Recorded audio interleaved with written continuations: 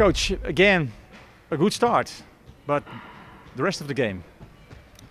Yeah, for some reason our energy, our concentration, whatever it was in the second half was not at the level it was in the first half.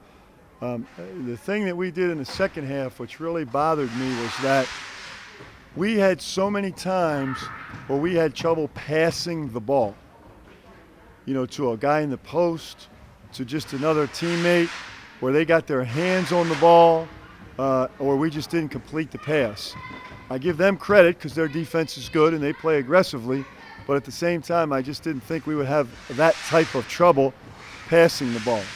And then secondly, you know, our offense got quite a bit stagnant, you know, other than Kenneth on the block and maybe DeMario making some plays. So that's something we have to work on this week. Yeah, they took DeMario out of the game.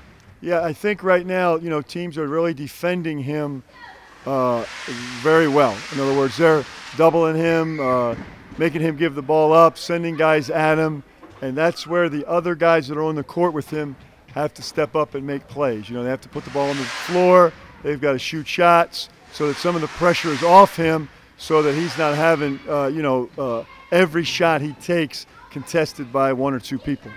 Is this team lacking another slasher?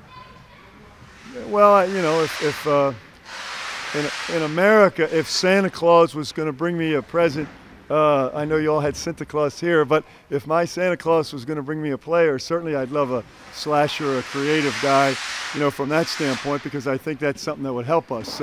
However, in the meantime, you keep working and try to affect the games of the guys that we have so that they can get better at their skills.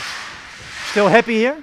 Absolutely. You know, I'm happy with everything but where we are record-wise, and you know, my job is to keep the guys motivated, keep working to get better. We do good things in every game. We just haven't put a full game together enough of the time. So that's my job to keep that going, and we're going to stay at it all the way through the season.